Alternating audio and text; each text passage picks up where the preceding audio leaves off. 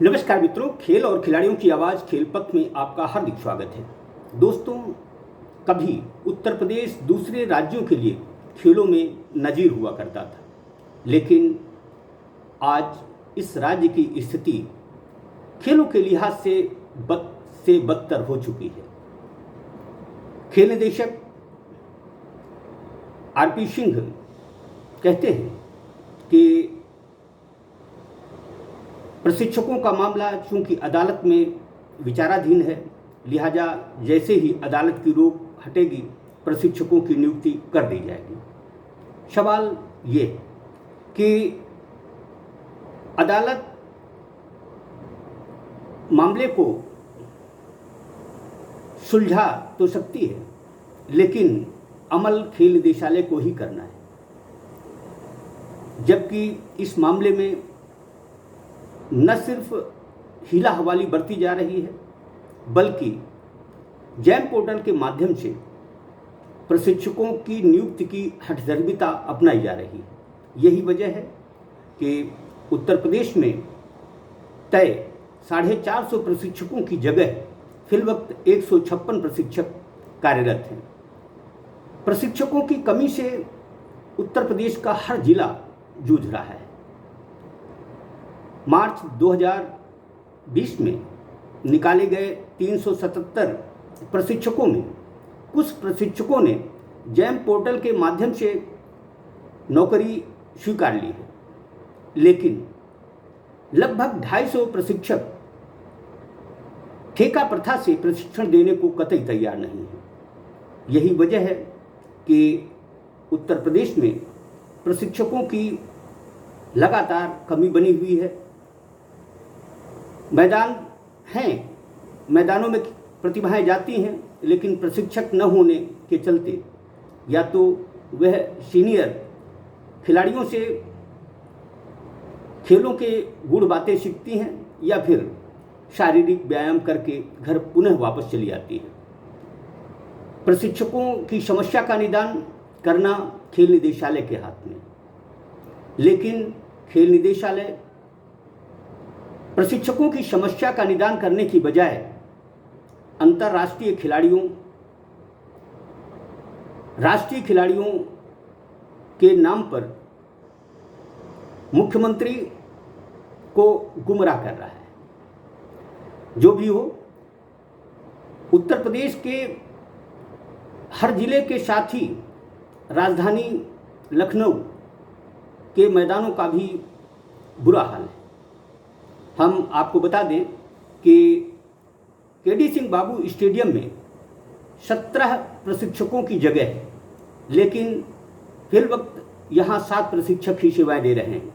इसी तरह से चौक स्टेडियम में 13 प्रशिक्षकों की व्यवस्था है, जिसमें 3 प्रशिक्षक ही तैनात हैं।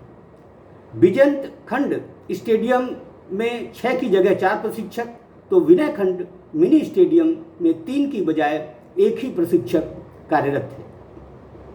दरअसल खेलों के विकास में, खेलों के उत्थान में, खिलाड़ियों के कौशल निखारने में प्रशिक्षकों की अहम भूमिका होती है। प्रशिक्षकों की भूमिका से किनारा करते हुए खेल निदेशालय खेल कैलेंडर बनाने में व्यस्त है। अब सवाल यह उठता है कि ऐसे खेल कैलेंडरों का क्या महत्व जब प्रशिक्षक ही नहीं है।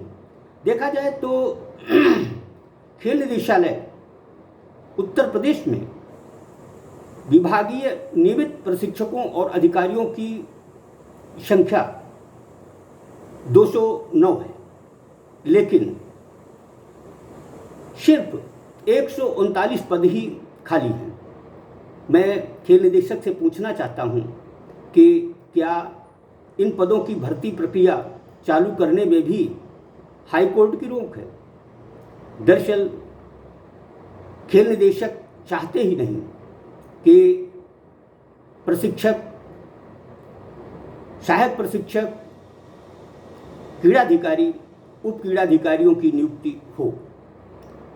देखा जाए तो उत्तर प्रदेश में क्रीड़ाधिकारियों के 59, उप क्रीड़ाधिकारियों के 102 तथा सहायक प्रशिक्षकों के 48 पद स्वीकृत हैं, लेकिन सिर्फ 139 पद ही भरे हुए हैं, बाकी सब पद खाली हैं। अब आप ही बताएं कि जब क्रीड़ाधिकारी, उप क्रीड़ाधिकारी, सहायक प्रशिक्षक और प्रशिक्षक ही नहीं होंगे तो खेल कौन चलाएगा? यही वजह है प्रशिक्षकों की कमी, अधिकारियों की कमी के चलते सिर्फ खेल निदेशालय कागजों में खेल रहा है। मैदानों में जो किलकारियां गूंजनी चाहिए वह नहीं गूंज रही हैं। मामला उच्च न्यायालय में क्यों है, इस बात का भी भान खेल निदेशक आरपी सिंह को है। दरअसल खेल हित में खेल निदेशक को संजीदगी दिखानी चाहिए। मैं समझता हूं कि पिछले 2.25 साल, 2.5 साल में उत्तर प्रदेश जिस तरह खेलों की अवनति की दिशा में गया है, यह ऐसा उदाहरण दूसरे राज्यों में कतई नहीं है। जिस तरह उत्तर प्रदेश की खेलों में स्थिति बदहाल होती जा रही है, वह सोचनीय बात होनी चाहिए। हाल ही हरियाणा में खेलो इंडिया यूथ गेम्स हुए, जिसमें उत्तर प्रदेश 12वें स्थान पर रहा, जबकि उससे पूर्व हुए खेलो इंडिया यूथ गेम्स में उत्तर प्रदेश 5वें स्थान पर रहा था। दरअसल ये गिरावट क्यों हो रही है, कैसे हो रही है, यह आईने की तरह साफ है।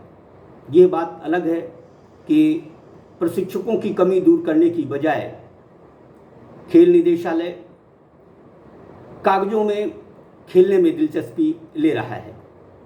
क्रीड़ांगनों की मरम्मत पर, सामान खरीदी पर पैसा जाया कर रहा है। दरअसल क्रीड़ांगन, खेल सामग्री के तभी मायने हैं जब मैदान में खिलाड़ी खेलें, प्रशिक्षक प्रशिक्षण दें।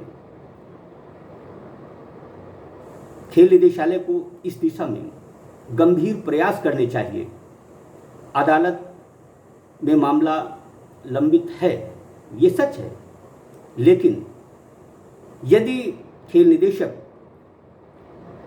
नाराज प्रशिक्षकों से बात करें और उन्हें समझाएं, उनकी बातों को गंभीरता से सुने और अमल में लाएं, तो मैं समझता हूं कि प्रशिक्षक भी अदालत में जो बात दायर किए हैं उसे वापस ले सकते हैं और उत्तर प्रदेश की सारी समस्या का निदान हो सकता है। लेकिन यदि समस्या निदान के प्रयास ही नहीं होंगे तो खेलों की स्थिति बद से बदहाल होती ही रहेगी। जब खिलाड़ियों को प्रशिक्षण नहीं मिलेगा तो राष्ट्रीय, अंतर्राष्ट्रीय प्रतियोगिताओं में उत्तर प्रदेश का प्रदर्शन निचले स्तर पर रहेगा ही। जो भी हो, खेल निदेशालय को अब अपनी तरफ से पहल करनी चाहिए। खेल मंत्री गिरीश चंद्र यादव जी को प्रशिक्षकों की कमी कैसे दूर की जाए, इस दिशा में सबसे पहले प्रयास करने होंगे, क्योंकि प्रशिक्षक ही खेलों की मूल भावना को अच्छी तरह से समझते हैं, वही खिलाड़ियों को निखार सकते हैं। मैदान की उपयोगिता तभी है जब उसमें प्रशिक्षक और खिलाड़ी हों। अब देखना यह है कि खेल निदेशालय इस दिशा में कितनी गंभीरता दिखाता है। जय हिंद, जय भारत।